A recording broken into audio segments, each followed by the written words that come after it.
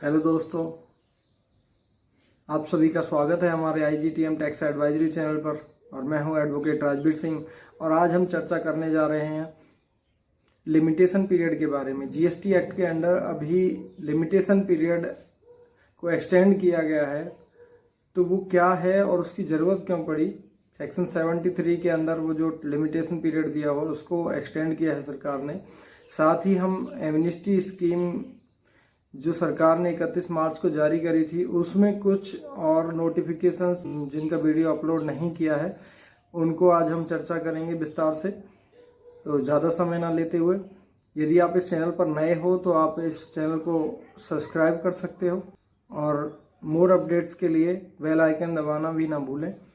Screen पे चलते हैं, वहाँ जाके एक बार आपको मैं सेक्शन वाइज और नोटिफिकेशन वाइज चीज़ों को बताऊंगा, तो आसानी रहेगी आप लोगों को समझने में कि मैं क्या कहना चाह रहा हूं और इनका क्या इम्पैक्ट हो सकता है। स्टार्ट करते हैं। आप सभी स्क्रीन पर देख पा रहे होंगे GST अमेंडमेंट 31/3/2023, यानी कि 31/3/2023 को ये सारे नोटिफिकेशंस आए थे जिनके बारे में हम चर्चा करेंगे। ये पहले भी हम चर्चा कर चुके हैं एमनेस्टी स्कीम पार्ट 1 के अंदर। उसमें हमने कुछ चीज़ों को छोड़ दिया था, जिन चीज़ों को हम इस वीडियो के थ्रू कवर कर रहे हैं in addition to earlier video amnesty scheme part 2। Extension period जानना काफ़ी ज़रूरी है कि यदि सरकार ने इस पीरियड को एक्सटेंड किया है तो इसका क्या मतलब है। तो लिमिटेशन पीरियड एक ऐसा पीरियड है जो कानून के अंदर एक लीगल एक्शन लेने के लिए मैक्सिमम पीरियड कानून के अंदर दिया गया है, उसको लिमिटेशन पीरियड बोला जाता है। और लीगल लैंग्वेज में इस पीरियड को एक प्रिस्क्रिप्शन पीरियड भी कहा जा सकता है। GST के अंदर सेक्शन 73 और 74 दो ऐसे सेक्शन हैं जिनमें कोई भी केस खोलने के लिए, किसी की डिमांड निकालने के लिए सेक्शन 73 और 74 का ही जरिया इस्तेमाल करना पड़ेगा, क्योंकि उसके बिना GST ऑफिसर गवर्नमेंट किसी भी टैक्स पेयर पर टैक्स चार्ज नहीं कर सकती। तो यहाँ हम पढ़ते हैं सेक्शन 73 जो आपके सामने स्क्रीन पे आ रहा होगा। इसमें लिखा है determination of tax not paid और शॉर्ट पेड और erroneously refunded, input tax credit wrongly availed and utilised for any reason other than fraud और एनी विलफुल मिसस्टेटमेंट और सप्रेशन ऑफ एक्ट्स। यानी कि ये तीन कंटेंट किसी केस में नहीं है। कौन से? फ्रॉड वाले, विलफुल मिसस्टेटमेंट और सप्रेशन ऑफ एक्ट। यानी कि कोई आपका धोखाधड़ी का इरादा ना हो, जानबूझकर आप कोई मिसस्टेटमेंट ना दे रहे हो, सप्रेशन ऑफ एक्ट, कोई आप तत्वों को छुपा नहीं रहे हो। यदि ऐसा केस नहीं है तो सेक्शन 73 के अंदर आपका केस कवर्ड होगा और सरकार आपके केस की कार्रवाई कर सकती है सेक्शन 73 में। अब क्या था, सेक्शन 73 के सबसेक्शन 1 में एक शो कॉज नोटिस जारी किया जाता है डिमांड जनरेट करने से पहले। तो यदि किसी टैक्स पेयर की कोई इंक्वायरी होगी तो उसकी जो डिमांड निकलने से पहले एक शो कॉज नोटिस जारी किया जाता है कि भाई क्यों ना हमें आप पे ये टैक्स चार्ज किया जाए, क्यों ना हम आप पे ये पेनल्टी लगाएं या इंटरेस्ट एप्लीकेबल करें, तो हमें आप कारण बताओ कि हम ऐसा क्यों ना करें। तो सेक्शन 73 सबसेक्शन 1 में ये नोटिस जारी किया जाता है, सो कॉज नोटिस इसको बोलते हैं। अब इसके 73 के सबसेक्शन 2 में बताया गया है कि यदि जो सो कॉज नोटिस सबसेक्शन 1 में जारी होगा उसकी टाइमलाइन जो दी है वो सेक्शन 73 के सबसेक्शन 10 के अंदर जो समय दिया गया है उसको देने की समय सीमा से 3 महीने पहले जारी होना चाहिए। यानी कि हमारा जो 73 सबसेक्शन 1 है उसकी टाइमलाइन के बारे में सबसेक्शन 2 में दिया है, जो डिपेंड करता है कि 73 सबसेक्शन 1 में यदि कोई समय सीमा है तो उससे 3 महीने पहले आप SCN यानी कि शो कॉज नोटिस जारी कर सकते हो। अगर उसके बाद आप जारी करोगे तो वो फाइनल ऑर्डर आपका सेट अवॉइड यानी कि वो रद्द माना जाएगा, लॉफुली लीगली वो अलाउड नहीं होगा।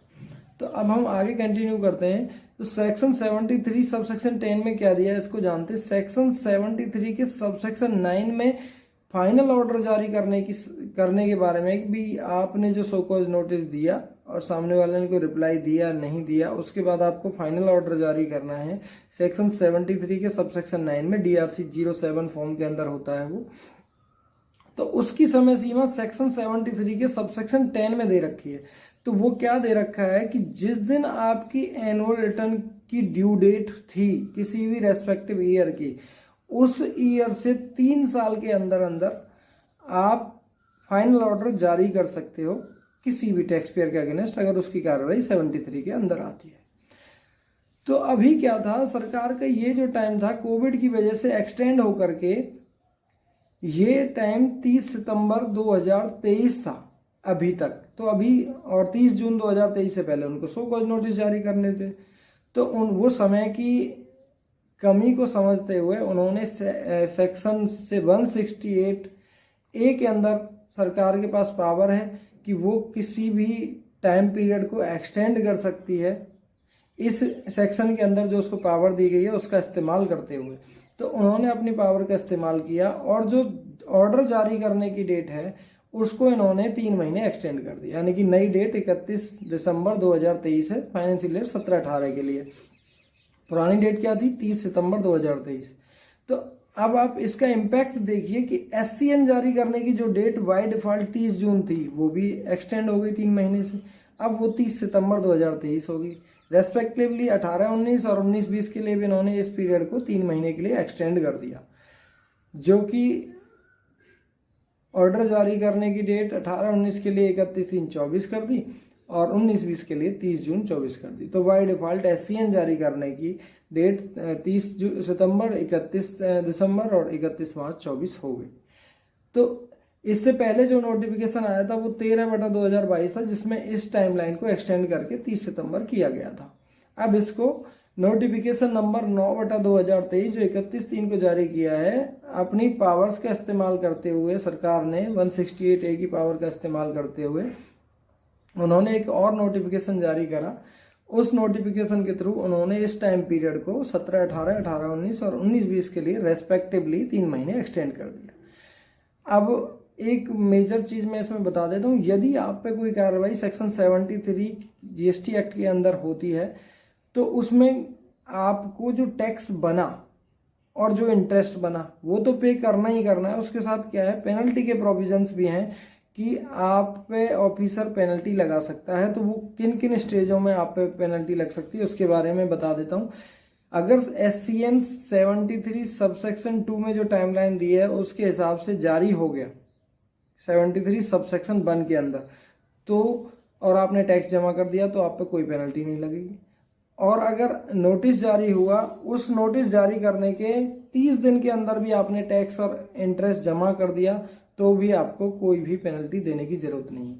अगर आपने SCN जारी होने के 30 दिन के बाद कोई पेमेंट करी है तो आप पे 10% या 10,000 विच एवर इज हायर के हिसाब से पेनल्टी लग सकती है सेक्शन 73 के अंदर।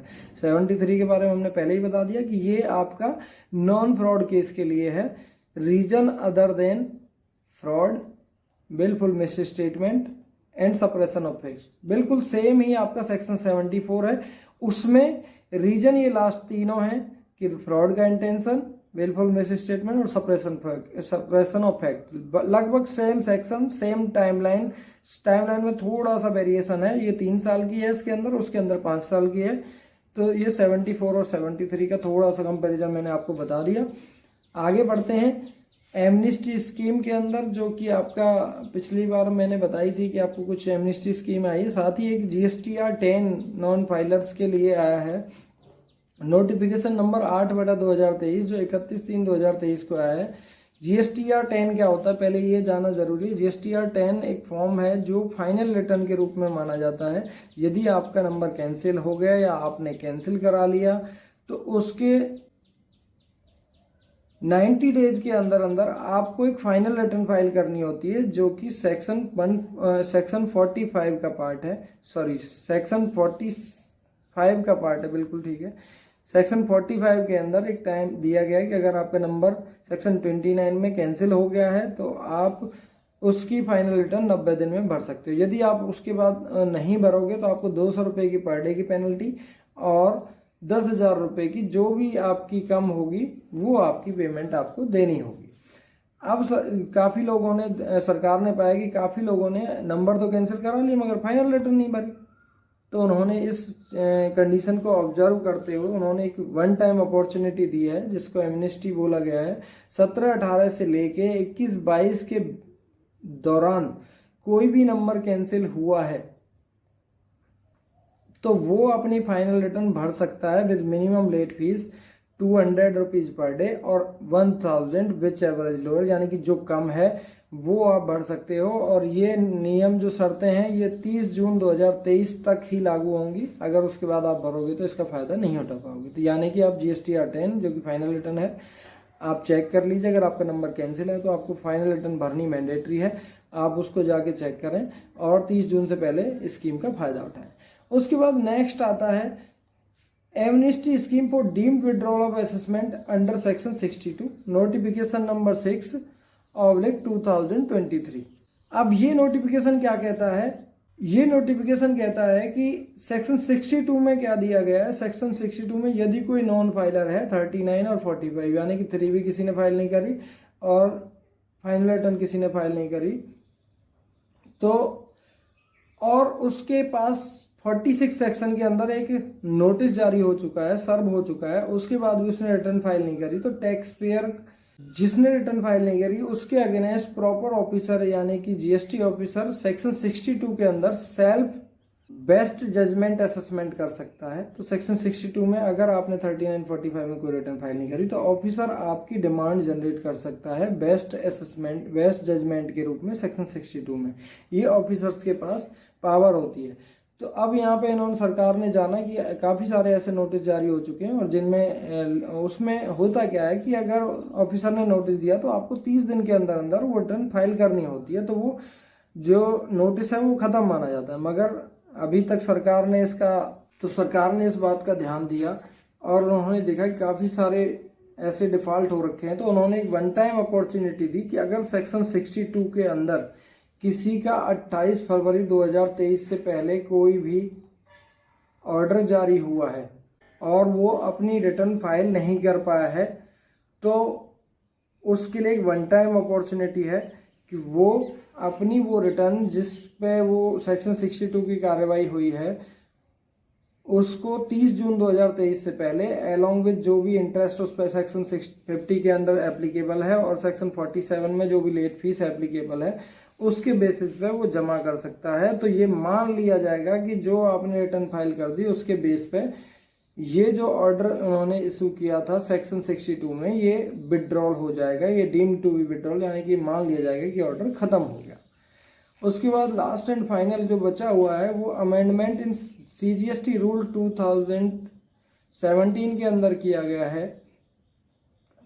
नोटिफिकेशन नंबर 5/2023 और 4/2023 जो 31/3 को जारी किए गए हैं। इसमें क्या बताया गया है कि भाई अभी क्या था, GST काउंसिल की पीछे मीटिंग हुई थी और उसमें उन्होंने सलाह दी थी कि भाई हम एक स्कीम जारी करने जा रहे हैं जो कि एक पायलट प्रोजेक्ट होगा गुजरात के बेसिस पे, गुजरात स्टेट के लिए ये एप्लीकेबल होगा। और उसमें उन्होंने क्या बताया था कि हम बायोमेट्रिक बेस्ड आधार ऑथेंटिकेशन करेंगे और साथ में एप्लीकेंट का प्रीमाइसिस के जगह पे ही फोटो भी लेंगे, तो हमारी जो फिजिकल वेरिफिकेशन प्रोसेस है वो बिल्कुल क्लियर हो जाएगी। क्योंकि आप सभी को पता है कि बीच में क्या था, काफ़ी सारे फेक रजिस्ट्रेशन इशू हुए हैं और वहाँ कहीं ना कहीं टैक्स पेयर्स को नुकसान भी हुआ है। तो उसको देखते हुए सरकार ने इस कदम को उठाया और ये एक पायलट प्रोजेक्ट स्टार्ट किया है जो कि गुजरात के अंदर स्टार्ट किया है। तो इसको ध्यान में रखते हुए ये नोटिफिकेशन जारी किए गए हैं। तो ये सभी सेक्शंस मैंने नोटिफिकेशंस आपको बता दिए हैं जो 31 मार्च 2023 को आए थे। इसके साथ ही कुछ GSTR 9 की एक एमनेस्टी स्कीम आई थी जो नोटिफिकेशन नंबर 7/2023 है, और आपकी GSTR 4 के लिए भी एक नोटिफिकेशन नंबर 2/2023 एमनेस्टी स्कीम आई थी। और जो रिवोकेशन की कैंसिलेशन की जो कैंसिलेशन ऑफ रजिस्ट्रेशन की रिवोकेशन की एप्लीकेशन थी उसके लिए भी एक वन टाइम अपॉर्चुनिटी दी गई कि आप इससे पहले अपने नंबर्स को कैंसिल हुए पड़े हैं उनको रिवोक करा सकते हो। तो ये मैं पहले भी आपको एक दूसरी वीडियो के अंदर बता चुका हूं। उस वीडियो का लिंक मैं अंदर इसके डिस्क्रिप्शन बॉक्स में डाल देता हूं, आप जाके चेक कर लीजिए और आपको पता चल जाएगा इस वीडियो के साथ साथ पिछली वीडियो में कौन सी एमनेस्टी स्कीम थी जो हमने पहले डिस्कस नहीं करी थी।